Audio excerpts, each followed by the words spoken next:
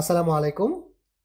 আমাদের junior planning engineer Elman, he is from RUET and Elman আমাকে request করেছিল, ভাই গার্ডার স্ট্রেসিং এর ভিডিওটা শেষ করেন প্লিজ।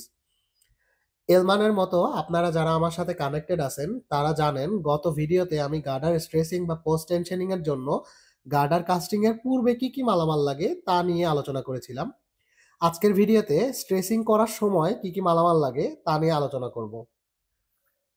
গার্ডার কাস্টিং এর পর আমরা কংক্রিট ম্যাচিউর হওয়া পর্যন্ত অপেক্ষা করি। অর্থাৎ ধরেন আমাদের এই গার্ডারের কংক্রিটের গ্রেড C45, আমরা 7 দিন পর সিলিন্ডার টেস্ট করি এবং টেস্ট রেজাল্ট যদি 40 মেগাপ্যাসকেল ক্রস করে তারপর আমরা স্ট্রেসিং করি। গার্ডার স্ট্রেসিং এর পূর্বে সবার আগে যেটা দরকার হয় সেটা হচ্ছে প্রি স্ট্রেস ওয়্যার বা টেন্ডন। এরপরে দরকার হয় অ্যাঙ্কর হেড বা বেয়ারিং এবং লাইভ ওয়েজেস বা আমরা এটাকে লাইভ গ্রিপও বলে থাকি। এই দুইটা জিনিস একসাথে এমনভাবে কাজ করে যেন আপনি ওয়্যার টানতে পারবেন, কিন্তু ফোর্স রিলিজ করলে তার আগের জায়গায় ফেরত যাবে না।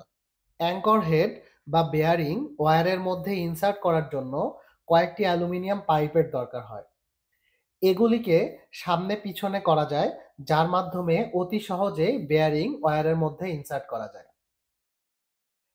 অ্যাঙ্কর হেড বা বেয়ারিং ইনসার্ট করা হয়ে গেলে আমরা লাইভ ওয়েজেস বা লাইভ গ্রিপ ইনসার্ট করি এবং এই লাইভ ওয়েজেস বা লাইভ গ্রিপ পজিশনিং এর জন্য আরো একটি পাইপের দরকার হয়।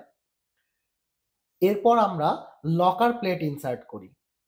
এই লকার প্লেটটাও কিন্তু সেম ভাবে এই পাইপের হেল্প নিয়ে ইনসার্ট করা হয় এবং লকার প্লেট ইনসার্ট করার পরে আমাদের হাইড্রোলিক জ্যাক ইনসার্ট করতে হয়।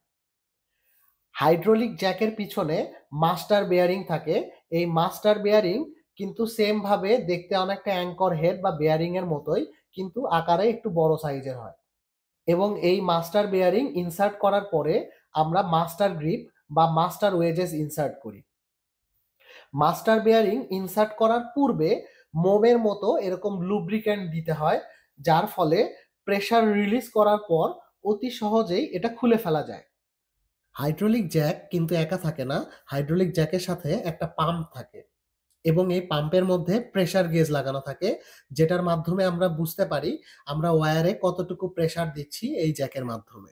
হাইড্রোলিক জ্যাককে ঝুলন্ত অবস্থায় পজিশনিং এর জন্য একটা চেইন পুলির দরকার হয় এবং এই চেইন পুলিকে ঝুলায় রাখার জন্য একটা স্ট্যান্ডের দরকার হয়।